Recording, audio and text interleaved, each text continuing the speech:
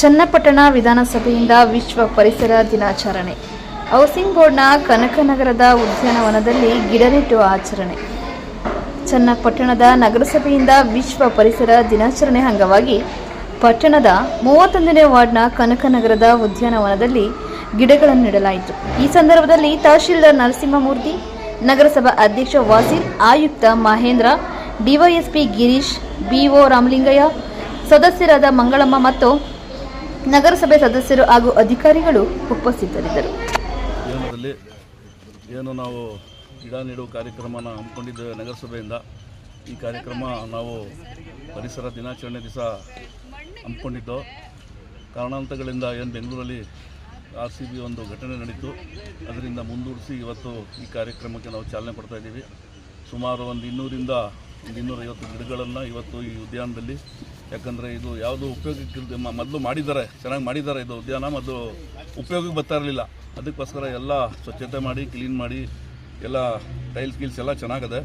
ಇದಕ್ಕೆಲ್ಲ ಗಿಡ ನೆಟ್ಟಿಸಿ ಈ ಸಾರ್ವಜನಿಕರಿಗೆ ಒಂದು ಒಳ್ಳೆ ಉಪಯೋಗಕ್ಕೆ ಬರ್ತದೆ ಮುಂದಿನ ದಿನಗಳಲ್ಲಿ ಅಂತ. ಯಾಕಂದರೆ ಮರ ಗಿಡ ಇದ್ರೇ ನಮ್ಮ ಉಸಿರು ಮತ್ತು ಆಕ್ಸಿಜನ್ನು ಒಂದು ಒಳ್ಳೆ ವಾತಾವರಣ ಮನುಷ್ಯನಿಗೆ ಯಾವ ಥರ ಆರೋಗ್ಯಕ್ಕೆ ಒಳ್ಳೆ ಬೇಕು, ಅದೇ ಥರ ಇದು ಗಿಡ ಎಷ್ಟಾಯ್ತದೆ ಜಾಸ್ತಿ ನಾವು ಗಿಡ ನೆಡಬೇಕು.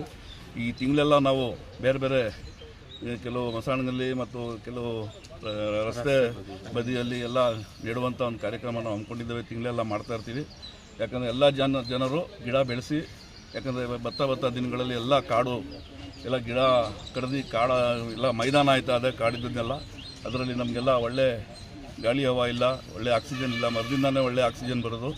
ಅದರಲ್ಲಿ ನಾವು ಸಾರ್ವಜನಿಕರ ಎಲ್ಲ ಮನವಿ ಏನಂದರೆ, ತಾವೆಲ್ಲ ತಮ್ಮ ಮನೆಗಳ ಹತ್ರ ಎಲ್ಲಿ ಜಾಗ ಖುಲ್ಲ ಇರ್ತದೆ ಅಲ್ಲಿ ಗಿಡ ನೆಡೆಸಿ ಒಂದು ಒಳ್ಳೆ ಪರಿಸರಕ್ಕೆ ಅವಕಾಶ ಮಾಡಿಕೊಡ್ಬೇಕಂತ ನಾನು ಕೇಳ್ಕೊತೀನಿ. ಚನ್ನಪಟ್ಟಣ ನಗರಸಭಾ ವ್ಯಾಪ್ತಿಯ ಎಲ್ಲ ಸಾರ್ವಜನಿಕರಿಗೂ ಹಾಗೂ ನಗರಸಭೆಯ ಎಲ್ಲ ಅಧ್ಯಕ್ಷರು, ಉಪಾಧ್ಯಕ್ಷರು, ಸ್ಥಾಯಿ ಸಮಿತಿ ಅಧ್ಯಕ್ಷರು ಹಾಗೂ ಎಲ್ಲ ಚುನಾಯಿತ ಪ್ರತಿನಿಧಿಗಳಿಗೂ ಈ ಸಂದರ್ಭದಲ್ಲಿ ವಿಶ್ವ ಪರಿಸರ ದಿನಾಚರಣೆ ಅಂಗವಾಗಿ ಶುಭಾಶಯಗಳನ್ನ ಕೋರ್ತಾ, ಹಿಂದೆ ಒಂದು ಕಾಲ ಇತ್ತು, ಧರ್ಮೋ ರಕ್ಷತಿ ರಕ್ಷಿತಃ, ಅಂದರೆ ಯಾರು ಧರ್ಮವನ್ನು ರಕ್ಷಣೆ ಮಾಡ್ತಾರೆ ಅವರನ್ನು ಧರ್ಮ ರಕ್ಷಣೆ ಮಾಡುತ್ತೆ ಅಂತ.